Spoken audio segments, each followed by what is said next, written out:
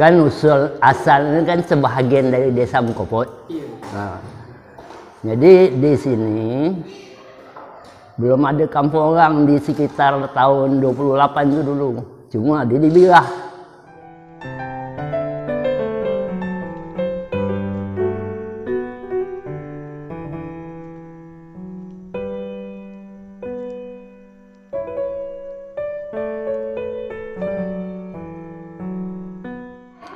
Pada tahun 28 itu ada orang dari Mengkopot nama dia Sulung.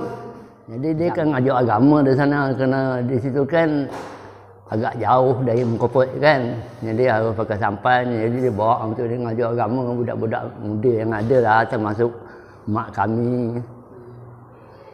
Jadi dia tengok di sini hutan, jadi pakat-pakat kita buat kampung.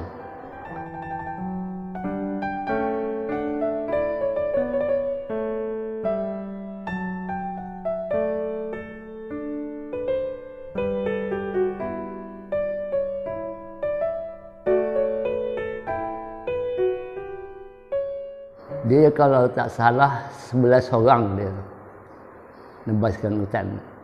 Dia sekarang tu hutan tu kan dah tak ada lagi kan.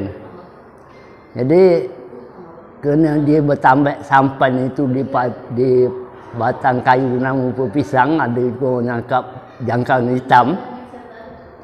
Jadi kata dia kalau jadi kampung ini apa kita beri nama? Kayu ni di ujung tanjung tau. Tanjung laut ni, tanjung tu dah habis sekarang. Jadi kata dia ada kena kayu ni, kayu pepisang tempat sampai kita beri nama Tanjung Pisang di ujung tanjung.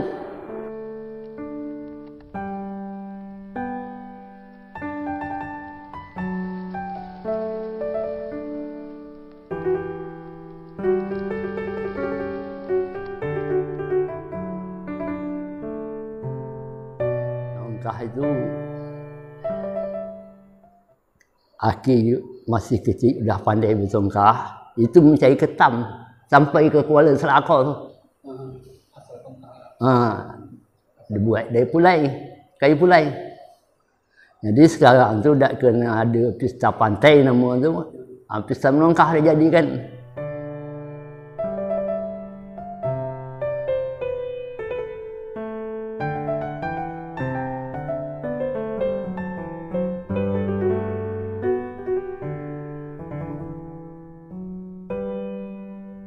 Waktu itu nongkah tu selain dia mencari ketam, juga mencari kerang kan. Kerang-kerang di pantai sebelah Birah sana.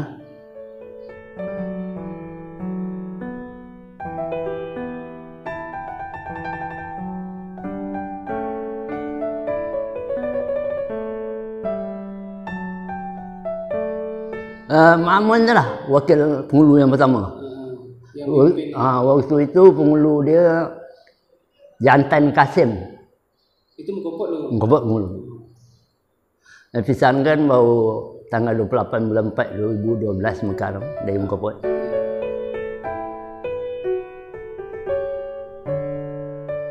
Ini kisah saudara ni. Dia benda ini sama dengan tiram atau tericip kata orang Melayu. Dia adanya di nibung, dicacak di laut ataupun di tali-tali gumbang. Kalau dulu itu tali kelong kan. Jadi binatang ini persis macam susu. Jadi oleh orang tua-tua dulu disebut susu dara.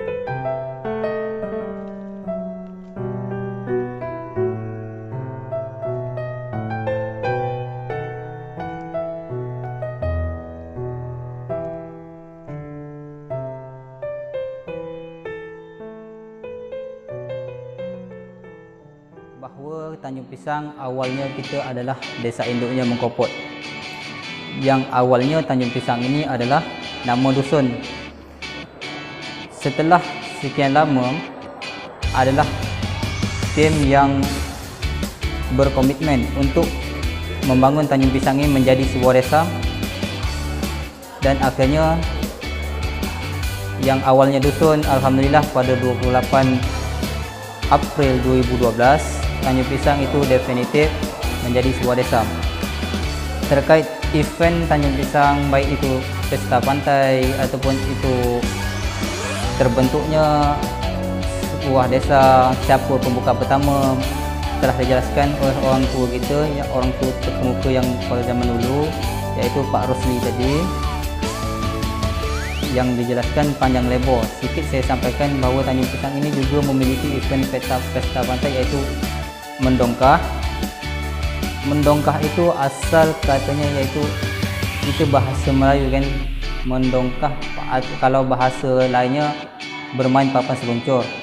Dengan adanya mendongkah ini sebagai alat transportasi masyarakat desa Tanjung Pisang untuk mencari makanan, baik itu sepepes, petang, sepahat, kerang, susu dara dan sebagainya, maka diangkatlah suatu event ini menjadi pesta. Mendongkah ini menjadi event pesta pantai, dalam arti kata supaya kita tahu bahawa khas di desa Tanjung Pisang ini, kalau untuk ke laut, untuk mencari makanan laut, selain itu menjaring ataupun menyondong udang, bahawa kita bisa menggunakan papan sekeping seperti seluncur yang disebut sini mendongkah. Terkait makanan khas laut tentang susu dara, kemarin ada juga perencanaan desa. Kemarin sudah kita sampaikan di Dinas Perikanan dan Kelautan bahawa kita untuk dikembangbiakkan bahawa tentang susu dara itu. Dan kemarin sudah ada juga persetujuan daripada dinas itu. Tapi sebelumnya dia harus mengetahui konsesi dia susu dara itu batas mana yang harus dibudidayakan. Soalnya di sini kan mayoritas di desa Tanjung Pisang ini adalah nelayan yang paling sebagian besar. Perkebunan, kalau macam karet, motong karet itu baru-baru ini awal-awal 2014-15 gitulah. Jumlah penduduk awal pemekaran, kalau jumlah jiwanya kemarin 946 jiwa. Kalau kakas sekitar 234. Alhamdulillah, dengan berkembangnya masyarakat, dengan bertambahnya populasi penduduk dan luas wilayah, berkembangnya luas wilayah, kita sekarang ini kita masyarakat kita sebanyak 1008 jiwa dengan jumlah penduduk laki-lakinya sebanyak 518 jiwa laki-laki, iaitu mulai dari kecil sampai kan umur di atas 70 tahun, dan perempuannya sebanyak 478. Dan kakak saat ini sebanyak 243, termasuk 34-nya kakak itu janda ataupun duda. Jumlah RW kalau sini dusun 2. Kalau wilayah dusun kita bagi 2, belah perjalan, bukan dipotong. Kemarin ada perencanaan untuk dibagi 2 dipotong, tapi mengingat pendapatan atau kekuasaan dusun itu ada sebagiannya cuma perkebunan dan sebagiannya masyarakat, supaya kita lebih ada, dia ada masyarakat dan ada juga lahan perkebunan, makanya kita dibelah 2. Inisiatifnya supaya kita sama-sama masyarakat bahawa dusun ini ada kawasan masyarakat yang dipimpin dan dusun yang dipimpin. Kalau dipotong 2, otomatis yang dusun satu lagi dia cuma menjaga hutan, menjaga lahan perkebunan aja, tapi tidak ada penduduk. Ada pun ada, tidak mencukupi syarat kalau bahasa pemerintahan kan. Cuma 20 kakak daripada 200 lebih kakak. Kalau di sini sekolah cuma SD sama kalau instansi cuma MDA, PDDA. Kalau SMP kita tak ada di Mekopot. Kalau SMA pun kita di Mekopot. Kemarin ada planning kita, perencanaan kita untuk membangun SMA di sini. Pada awal 2014 kita sudah musyawarah desa, musyawarah besar desa untuk membangun SMA dengan berbagai persyaratan, dan juga kita sudah menyediakan lahan kosong untuk dihibahkan ke SMA, namun dengan banyaknya kendala, iaitu salah satunya katanya kita harus ada SMP dulu di Tanjung Pisang. Dengan itu sebagai desa induk bahawa kita Mekopot ada SMP-nya, maka SMA-nya dipindah di Mekopot. Itu masalah teknis lainnya, kita itu masalah itu instansi pendidikan lah yang tahu. Kalau RW di sini 4, RT 9,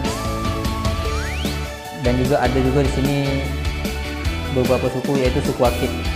Sini dominan Melayu. Kalaupun ada Jawa, itu Jawa pun itu kawin dengan Melayu, bukan asli Jawa pindah ke sini kan. Rumah ibadah kalau masjid satu, musola dua. Saya rasa itu yang bisa saya sampaikan terkait Desa Tanjung Pisang. Saya sudahi. Assalamualaikum warahmatullahi wabarakatuh.